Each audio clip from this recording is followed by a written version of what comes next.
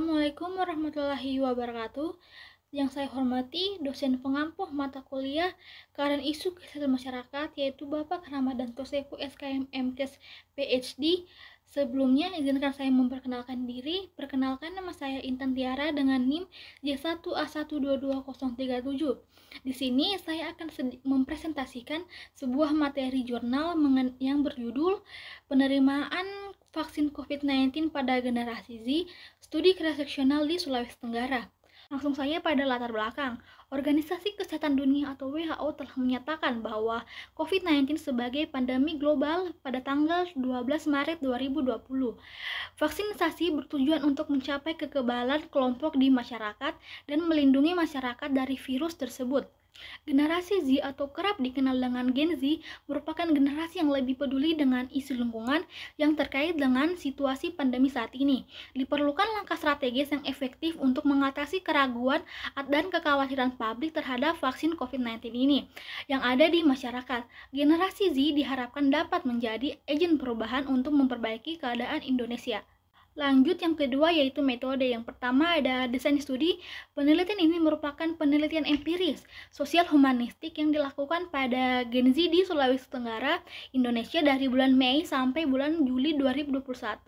Desain penelitian yang digunakan adalah observasi analitik dengan metode cross-seksional. Yang kedua yaitu populasi. Populasi dalam penelitian ini adalah mahasiswa Universitas Halu Oleo Indonesia.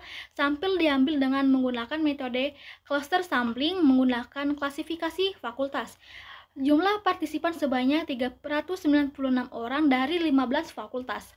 Yang ketiga yaitu instrumen. Kuesioner yang dimodifikasi digunakan dari COVID-19, survei penerimaan vaksin di Indonesia oleh Kementerian Kesehatan Republik Indonesia, yaitu dengan menambahkan pertanyaan tentang pengetahuan dan platform yang diinginkan untuk memperoleh informasi tentang vaksin. Validitas dan uji rehabilitas kuesioner dilakukan keluar sebelum digunakan dan hasilnya menunjukkan validitas yang baik.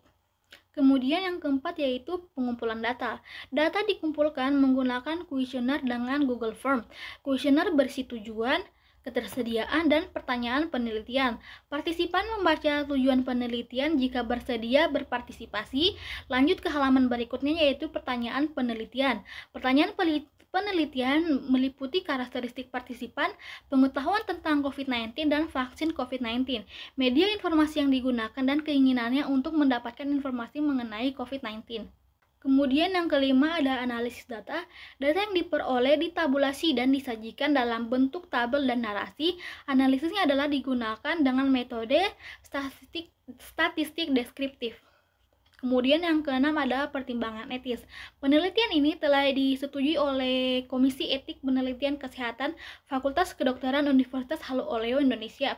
Setiap partisipan dalam penelitian ini juga telah menandatangani persetujuan untuk dilakukan penelitian. Lanjut pada hasil penelitian dapat dilihat pada tabel 1.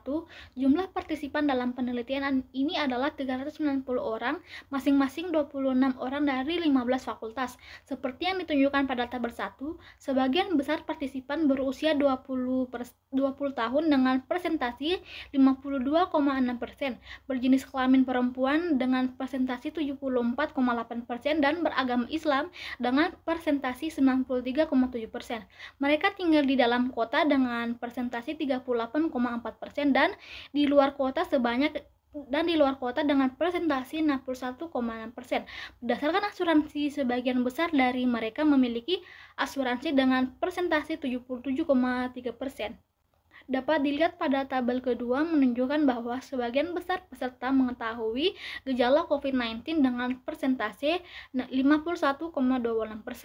Namun masih ada peserta yang ragu-ragu dengan persentase 11,8% dan bahkan tidak mengetahui gejala COVID-19 ini dengan persentase 0,76%.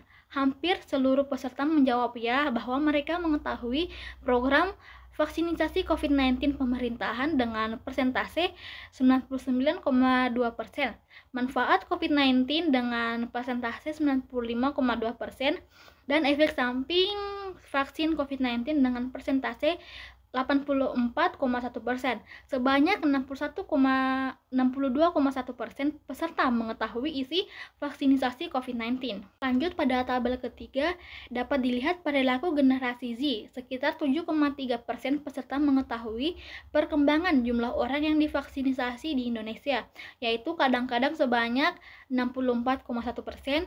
Kemudian yang tidak tahu itu sebanyak 28,5%. Sebagian besar peserta menjawab selalu dengan penerapan protokol kesehatan, terutama saat keluar rumah, dengan persentase 87,9%. Kemudian pada tabel 4 menunjukkan bahwa sebagian besar peserta bersedia menerima vaksinasi COVID-19 dengan persentase 77,8%. Namun masih ada juga sebesar 17,93% yang ragu-ragu mengikuti vaksinasi COVID-19. Bahkan 4,29% yang tidak divaksinasi bersedia untuk berpartisipasi dalam vaksinasi COVID-19 ini. Pada tabel 5 terdapat alasan tidak bersedia untuk divaksinasi COVID-19. Sebagian besar peserta tidak percaya pada vaksin ini dengan presentasi 43,9%, tidak merasa perlu untuk divaksinasi dan tidak yakin dengan manfaat vaksin dengan sebesar 29,3% dan merasa akses terhadap vaksin tidak mudah dijangkau dengan persentase 26,8%. Lanjut pada tabel terakhir yaitu tabel 6, dapat dilihat bahwa media sosial seperti WhatsApp, Facebook, Instagram, dan Twitter merupakan media sosial yang paling banyak digunakan untuk mendapatkan informasi mengenai seputar COVID-19 dengan presentasi 89,1%. Namun, keinginan Gen Z untuk mendapatkan informasi seputar COVID-19 ini menurun melalui sosial ini menurun dengan persentase 86,3%. Sementara itu, media telekomunikasi, platform daring, dan komunikasi tatap muka dan lainnya mengalami peningkatan. Baik, langsung saja pada pembahasan. Penelitian ini menunjukkan bahwa Gen Z memiliki pengetahuan yang baik tentang COVID-19 dan vaksin COVID-19. Meskipun sebagian besar belum mengetahui isi dari vaksin COVID-19, sebagian besar Gen Z bersedia menerima vaksinasi COVID-19 ini. Namun, sebagian juga masih ada yang ragu dan menolak.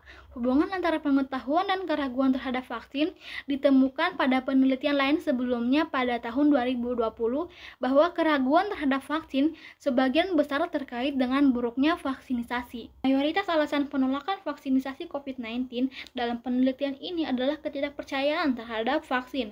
Hasil ini serupa dengan survei yang dilakukan pemerintahan yang menyebutkan alasan umum penolakan vaksinasi COVID-19 adalah karena vaksin tidak aman.